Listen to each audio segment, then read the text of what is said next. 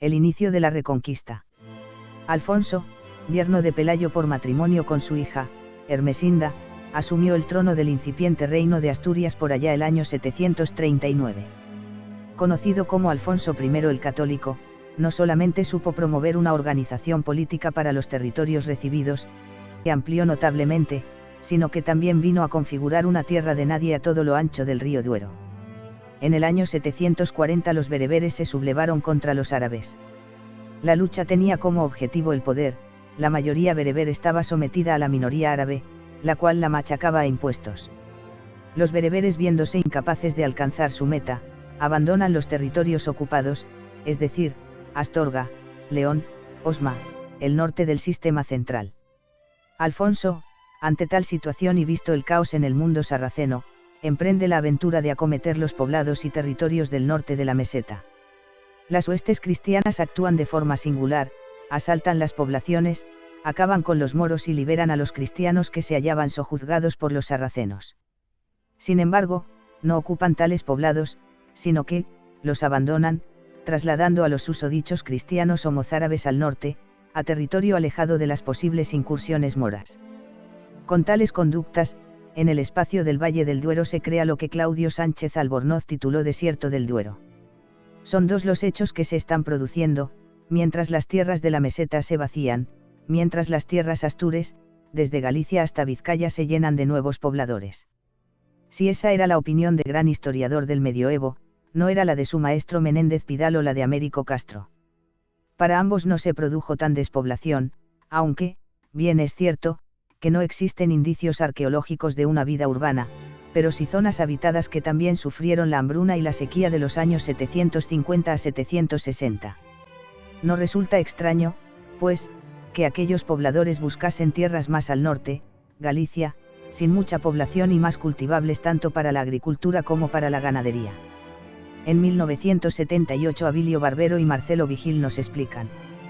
Basándose en datos históricos y lingüísticos, Menéndez Pidal ha señalado la continuidad de la vida cristiana en los siglos VIII y IX, ya que muchos de los lugares, despoblados, por Alfonso I, según la crónica de Alfonso III, y, repoblados, en los siglos IX y X no se hallaban deshabitados. Existen datos arqueológicos que prueban la existencia de una población estable en la cuenca del Duero desde la época visigoda hasta el siglo X. Es difícil, por no decir imposible, concluir si, efectivamente, Alfonso I de Asturias propició la creación de una ancha franja de territorio que le sirviese de fortaleza natural contra las posibles razias sarracenas.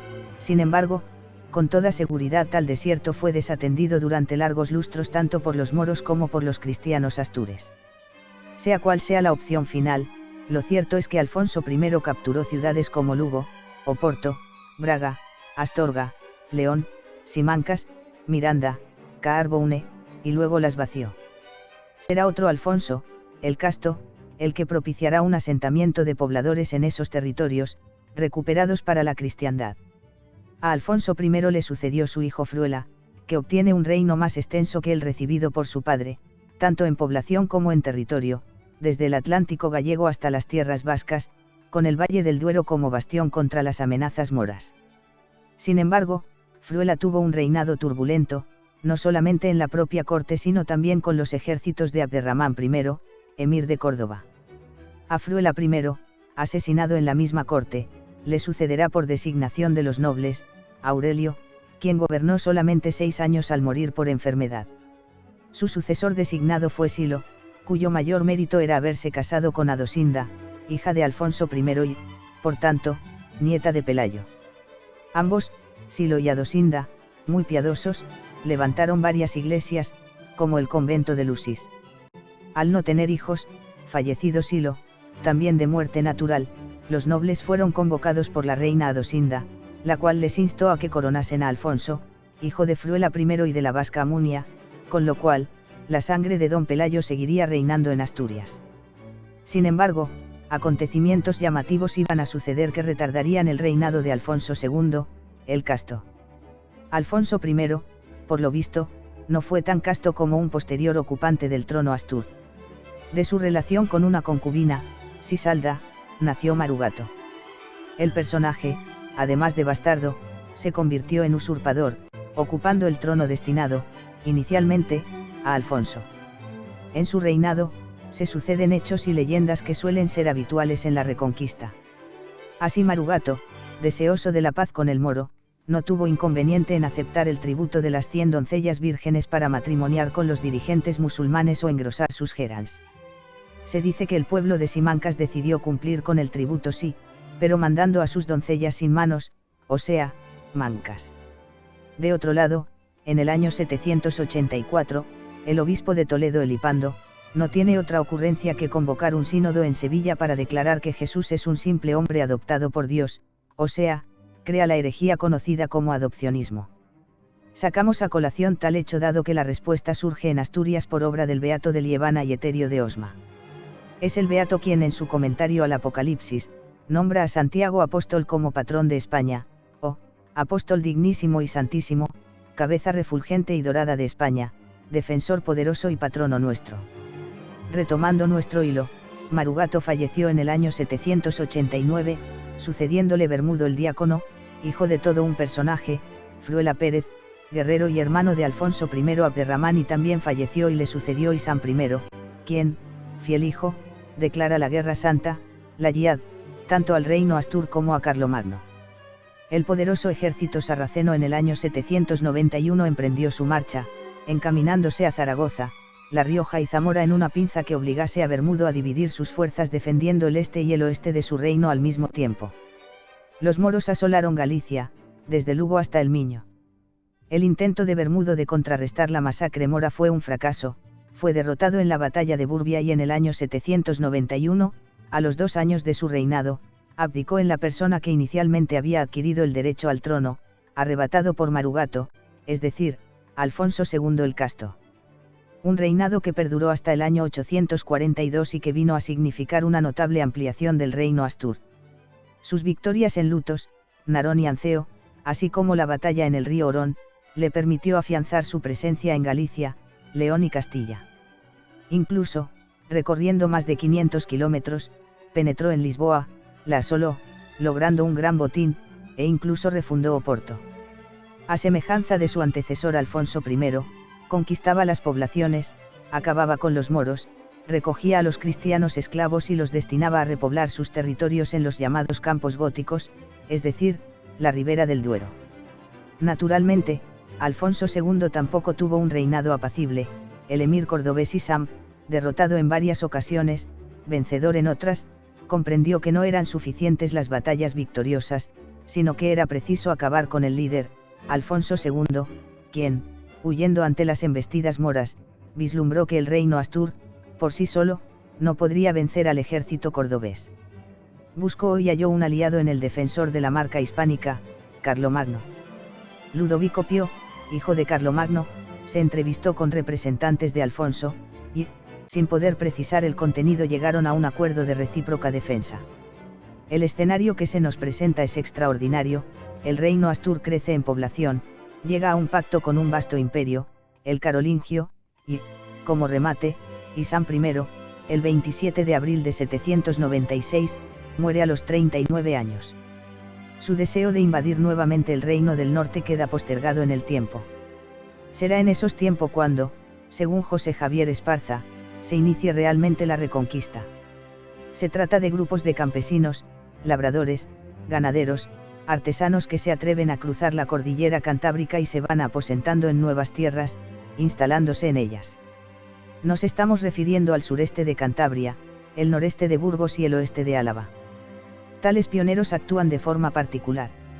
No se trataba de siervos o dependientes de un amo o noble, sino de adelantados que deseaban ampliar sus expectativas de vida, ampliando horizontes.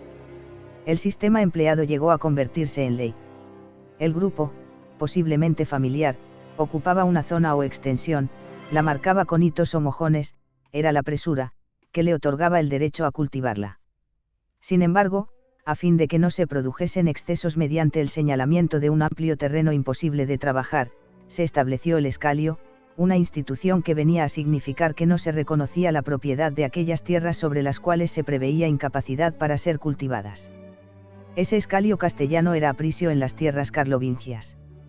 mientras en la conocida Castilla eran hombres libres los que se instalaban en las tierras, en Aragón y Cataluña eran los nobles quienes apostaban por una configuración propiamente feudal, aunque con hombres libres, no siervos, propietarios de sus tierras.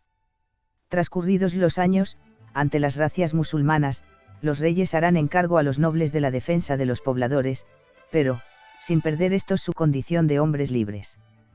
Tanto es así, que se instaura la behetría, en virtud de la cual los campesinos son quienes eligen a su señor, incluso, lo destronan si así lo consideran pertinente.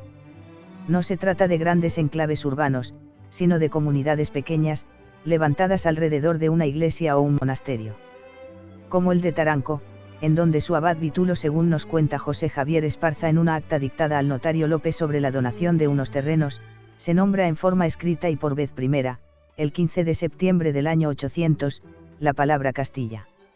No resulta fácil asimilar que cientos, miles de familias durante los siglos IX y X se atreviesen a abandonar las tierras cántabras para posicionarse en valles, mesetas, riberas de ríos, para iniciar una nueva vida. No solamente se trataba de superar montañas, sino de descender hacia la frontera mora, iniciar presuras, levantar casas, monasterios, molinos, herrerías, dispuestos a defender todo ello ante una posible incursión sarracena.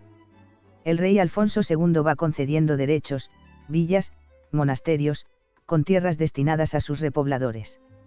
Así se comprueba en el documento real de 21 de diciembre de 804 en el cual Alfonso hace testamento a la iglesia de Santa María de Valpuesta y a la villa de Valpuesta, en la frontera entre Burgos y Álava, de una amplísima extensión de tierras, montes, pastos, fuentes, lagunas, molinos, prados, huertos, de modo que vosotros los pobladores de Valpuesta tengáis plena libertad de cortar maderos, y concedo también que uséis de las dehesas, pastos, fuentes y ríos, con entrada y salida, sin pagar montazgo ni portazgo.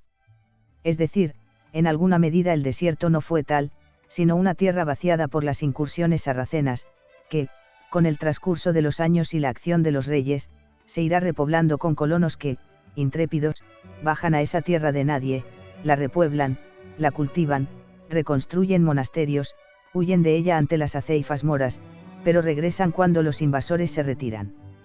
Hasta que llegue el día en que la frontera, conquista a conquista, batalla a batalla, vaya descendiendo, dejando atrás el Duero en búsqueda de la ribera del Tajo. Este será el comienzo de la verdadera reconquista, repoblar, cristianizar y colonizar el desierto de Alfonso I, rey de los Astures.